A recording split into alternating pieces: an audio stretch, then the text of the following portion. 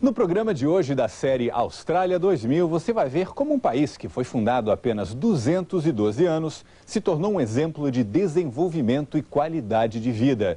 O país que vai sediar a última Olimpíada do milênio oferece oportunidades de negócio e trabalho que têm atraído a atenção do mundo todo. E hoje você vai saber por quê. A história do descobrimento da Austrália é um tanto incomum. Ela foi descoberta várias vezes, mas os navegantes achavam o continente um tanto inóspito e seguiam viagem sem fazer questão de oficializar o achado. E assim foi por mais de 100 anos. Chegar à Austrália não era nada fácil. Somente no século XVII o país começou a ser explorado pelos holandeses. 150 anos se passaram e eles também desistiram do lugar. Só em 1770, a Inglaterra foi à Austrália e declarou oficialmente sua posse. Decisão que lhe seria muito útil alguns anos mais tarde. Na metade do século XVIII, apesar de ser a maior potência marítima mundial, a Inglaterra estava com problemas. Havia perdido as colônias nos Estados Unidos e seus presídios estavam superlotados. Além disso, a Austrália já era território britânico, mas ainda não havia sido colonizada. Para resolver os dois problemas, o da superlotação dos presídios e o da colonização, os condenados britânicos vieram para cá. Em 1788 chegava a primeira esquadra, trazendo 750 condenados, 210 marinheiros e cerca de 40 mulheres e crianças. A primeira esquadra desembarcou onde hoje é Sydney. A vida naquele tempo era bastante dura. Os novos habitantes viviam em tendas e se alimentavam de animais selvagens e eventuais especiarias vindas da Europa. Os aborígenes que viviam na região fugiram dos maus tratos para locais mais distantes e isolados. À medida que os ingleses iam se estabelecendo, começaram a surgir as primeiras construções de alvenaria.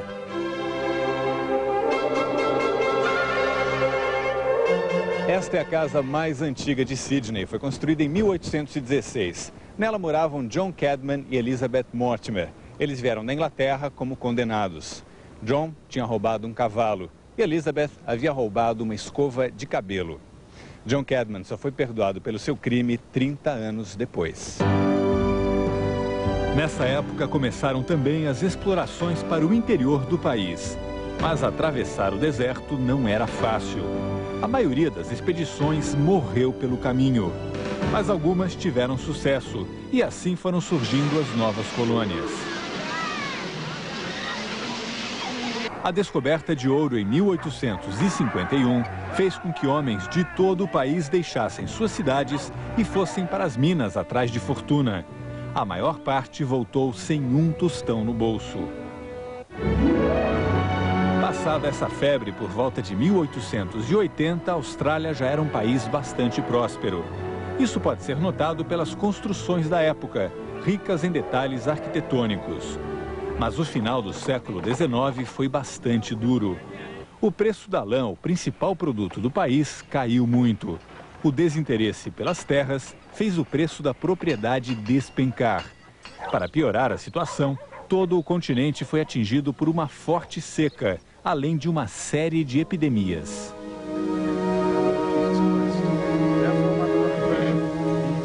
No ano de 1900, a cidade de Sydney lutava contra a peste bubônica. As casas que ocupavam esta quadra foram enterradas numa tentativa de evitar o avanço da doença. Já no ano seguinte, a Austrália se tornou uma nação federativa e parlamentar, mas ainda mantinha uma série de obrigações com o governo inglês.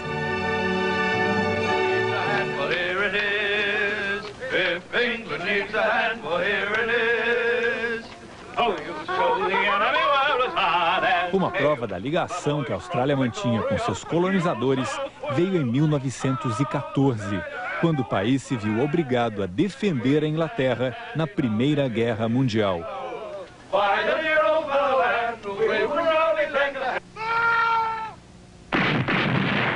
O resultado foi devastador.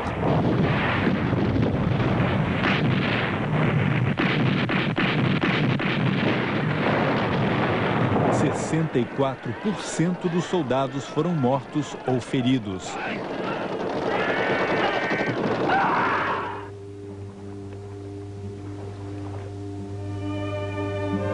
Tanto que a data mais comemorada pelos australianos até hoje é o Anzac Day, em 25 de abril, dia da desastrosa chegada dos soldados a Galípoli, na Turquia.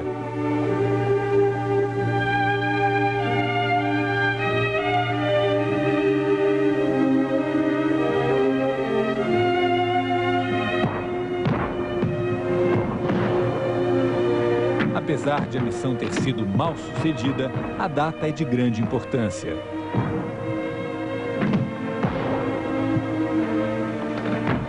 Foi a primeira vez que a Austrália se manifestou como nação. Uma nação que teria um futuro brilhante.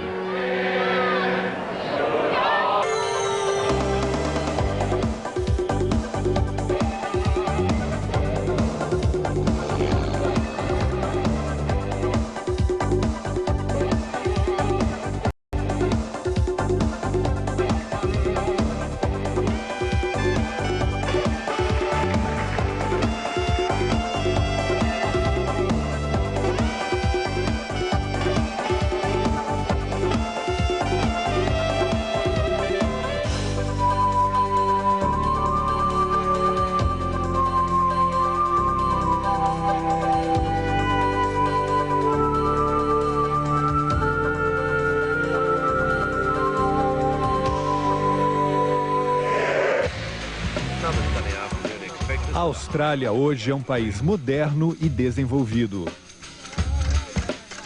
Independente desde 1942, a mão inglesa atualmente só determina a direção dos carros.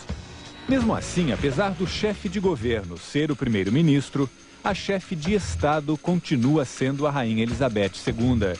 Um posto, na verdade, sem muita representação prática. Para saber o que os australianos pensavam dessa situação, em novembro de 99 foi realizado um plebiscito. 54% dos eleitores decidiram pela manutenção da monarquia.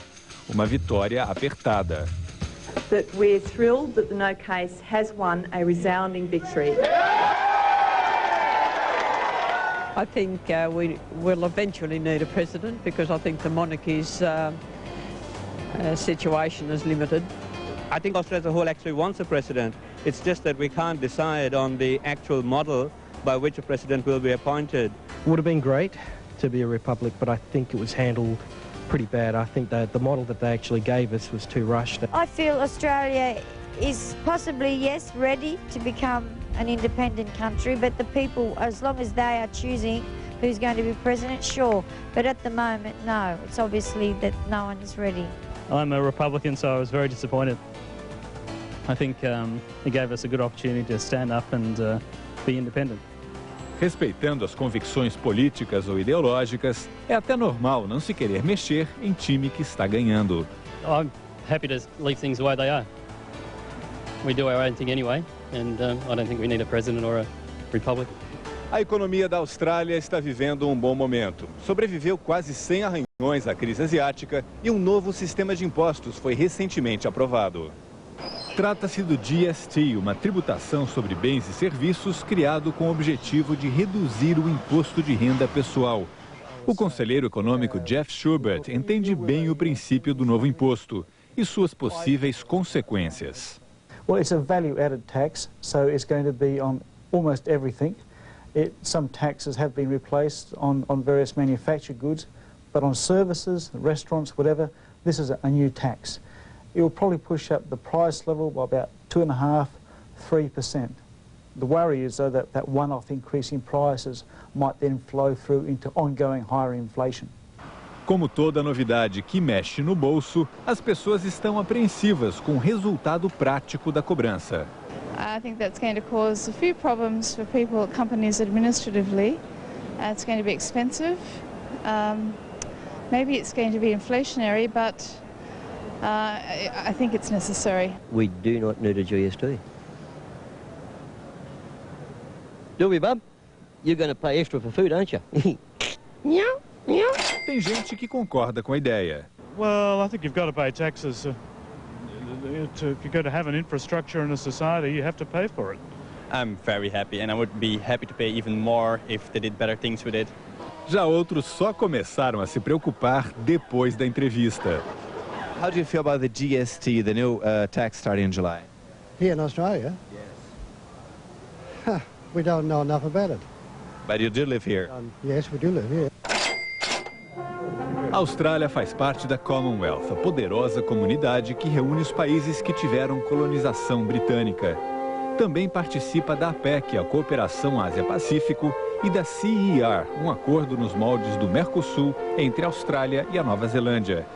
O que mostra que a distância da Austrália com o resto do mundo não tem atrapalhado muito. Para o economista Jeffrey Short, se o isolamento geográfico já atrapalhou a Austrália, isso é coisa do passado. Australia's isolation is something that's often spoken about. It's a long way from most places. And in some ways that has been, I guess, a barrier to us developing really close trade groupings with our neighbouring countries. But in a way that's becoming a little less important now, because we're not talking so much about moving product or resources now. We're now talking increasingly about moving intellectual property and services. And so our geographical distance from a lot of our markets is decreasing. That's the significance is decreasing, and we're relying more and more on our intellectual power. Modéstia. A economia da Austrália está em franca expansão. A Austrália é a segunda maior exportadora mundial de gado e de trigo. Também é um dos maiores produtores de minério de ferro, ouro e bauxita do mundo. Na indústria se destaca na área de bebidas e alimentos. O seu sistema de telecomunicação, tanto fixa como móvel, utiliza tecnologia de ponta. É para deixar qualquer empresário otimista. One of the background of Australian trade has been traditionally in things like resources and agricultural products. We've been very strong in coal, iron ore, wool, wheat, those sorts of products. But those products have been generally marketed and produced by very large corporations. The move now to more intellectual property trade has meant that there's a real opportunity for small to medium enterprises to become fully fledged exporters. A inflação está sob controle. O produto interno bruto é de 394 bilhões de dólares. A economia vem crescendo a uma média de 4,8% ao ano. One of the strongest factors is just confidence, and that means that people who have money are out spending, they're buying consumption goods, that encourages business investment. Os indicadores sociais acompanham os econômicos. O analfabetismo é de menos de 5%. A mortalidade infantil não chega a 6 a cada 1.000 nascimentos. A renda per capita é de 20.650 dólares. A expectativa de vida é de 78 anos. Os números falam por si. A qualidade de vida é de primeiro mundo e os australianos sabem disso. Our lifestyle and our standard of living is higher than most people's in the world. It really is. And we take it for granted, you know. We really don't work very hard. I mean, some people do. Some people work hard. You don't want to be making generalizations, but the fact of the matter is, you know, it's sunny most of the time. We don't know really terrible, horrible winters. There isn't a huge division between the rich and the poor. You can still get a job. There's still a chance, there's still opportunities to make money, and the average Australian's attitude to is, yeah, it's okay. Foram as imigrações que mudaram a cara e deram um impulso de desenvolvimento à Austrália. No início do século, havia uma escancarada campanha de limpeza étnica chamada de Política da Austrália Branca. Para emigrar, o candidato precisava passar por uma prova, um ditado feito em alguma língua falada na Europa. Só que os indesejados eram obrigados a fazer a prova em línguas pouco prováveis, como o gaélico. Claro, não eram aprovados.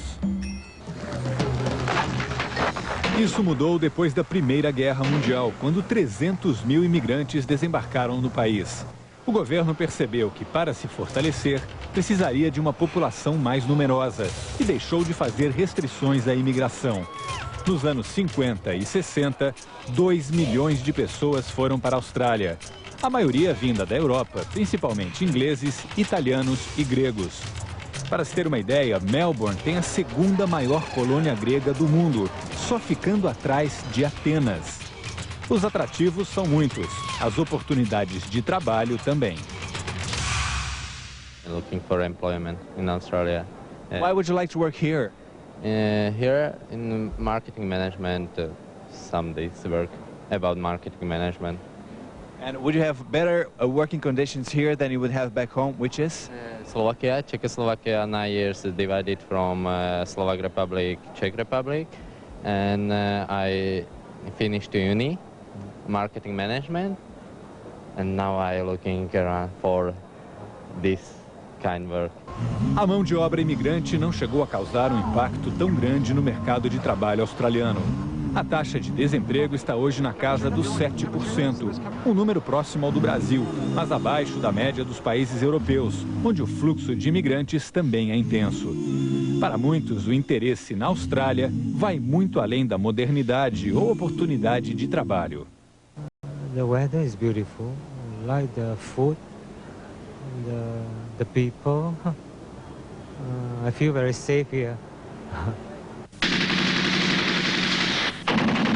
A segurança de seus vizinhos asiáticos tem sido assunto sério para a Austrália.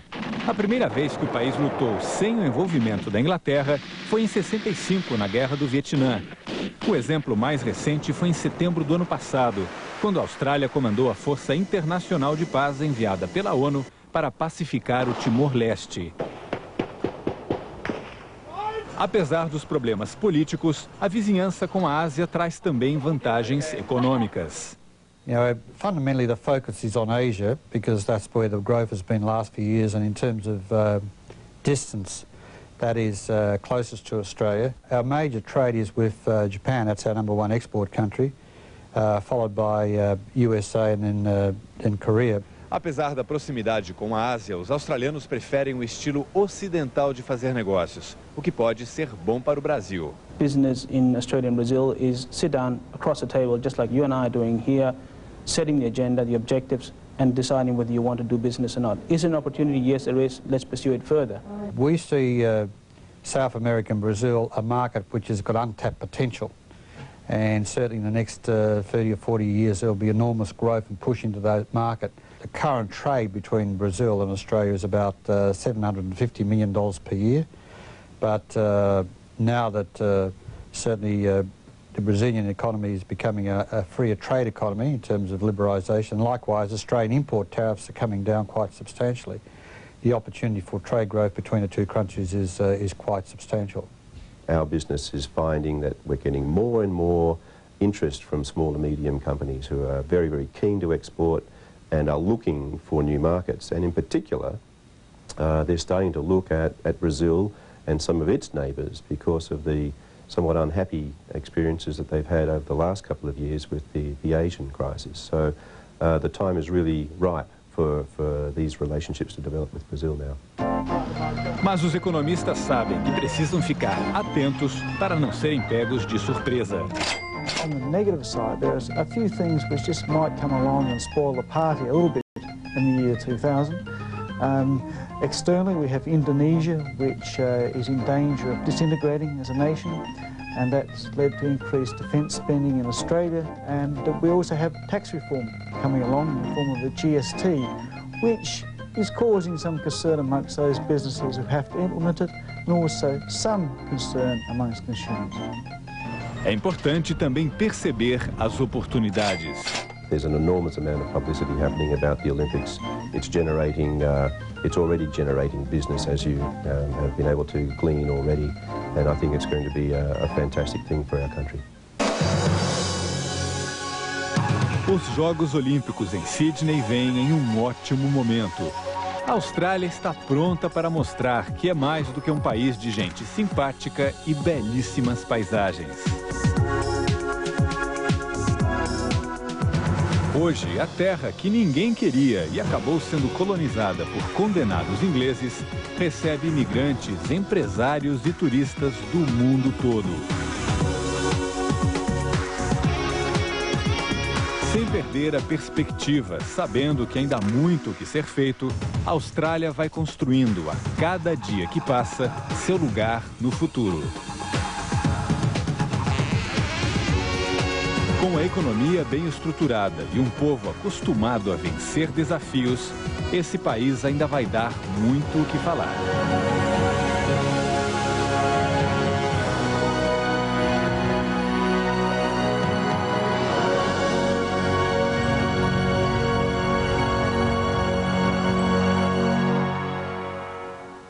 Os brasileiros já descobriram a Austrália. A colônia ainda é pequena, mas vem aumentando a cada dia. Amanhã, no 5º programa da série Austrália 2000, nós vamos mostrar quem são os brasileiros que foram morar do outro lado do mundo. Até lá!